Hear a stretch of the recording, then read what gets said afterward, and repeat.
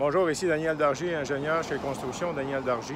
Aujourd'hui, je vais vous montrer un autre projet de poutre combinée d'acier et de bois LVL. Donc, il s'agit d'une résidence ici, à logement, dans lequel ils ont fait enlever un mur porteur entre le salle à dîner et la cuisine. Donc, on va s'approcher.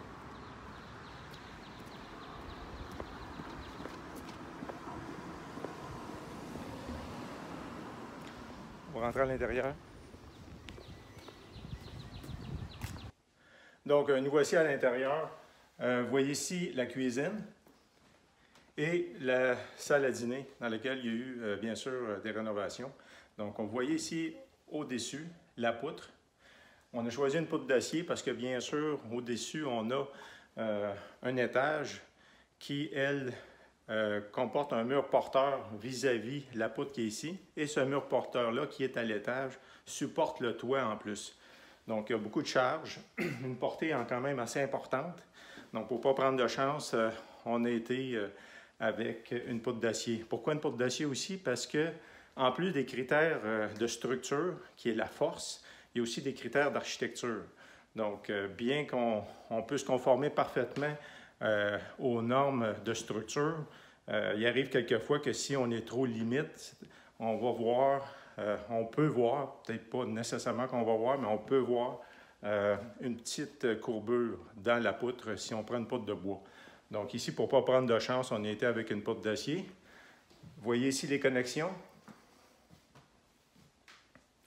Donc on a des boulons. Ici, je ne sais pas si on voit mieux comme ça. Oui. Voici des boulons et la poutre jusqu'au bout. Ici, comme je vous ai mentionné tantôt, on a une combinaison parce qu'on a une autre ouverture ici qui est plus petite. Elle supporte beaucoup moins de charge. Donc, on a utilisé une poutre LVL, une poutre combinée. Vous voyez ici, on a mis 3 couches. On y a été quand même ici avec des éléments assez simples à utiliser. On a utilisé des... ici, on va voir ici mieux, là. On a utilisé des colonnes de bois de 2x4 aux extrémités. Vous voyez? Donc, en somme, c'est ça. Vous voyez ici, donc, la poutre de LVL et juste à côté, la poutre d'acier. Donc, tous ces éléments-là, ce n'est pas des choses qu'on choisit comme ça au hasard. Ça demande à être calculé. Il y a des logiciels qu'on utilise pour ça. Il y a aussi des critères quand même de connaissance avec toutes les connexions là, ici. Ce n'est pas des choses compliquées, disons, là, mais quand même, il faut le faire comme il faut. Donc, c'est ça qu'on fait aujourd'hui. On fait ni plus ni moins vous voyez ici une autre chose intéressante que je veux mentionner. Vous voyez ici, beaucoup de contracteurs, souvent, ils ont un problème à essayer de faire ajuster leur poutre d'acier avec la hauteur, parce que ça vient déjà, il faut le couper et le souder. Donc, c'est pas comme un poteau ajustable. Ici, on y allait un peu comme le système qu'on voit normalement après les enseignes. Après les enseignes à l'extérieur, où ce que les poteaux sont ajustés avec des boulons. Donc, c'est comme ça qu'on ajuste la hauteur de la poutre. Ici, au sous-sol, bien sûr, il y a eu à cause de la configuration de la maison, le poteau ici n'arrive pas tout à fait dans l'axe du mur porteur au sous-sol. Donc, on va aller au sous-sol. Pour ici, par contre, il arrive dans l'axe. Donc, il repose sur un mur de ciment. Il repose sur un mur de ciment. Donc, ici, on va aller au sous-sol pour bien voir. On va descendre en bas.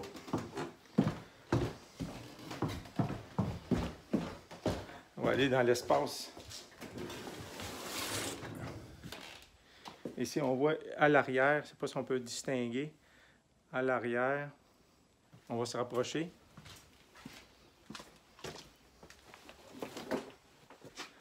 On voit ici la poutre qui est désaxée par rapport au mur de bloc, le mur porteur. Donc on a pris soin là, de continuer la poutre comme on n'avait pas pu,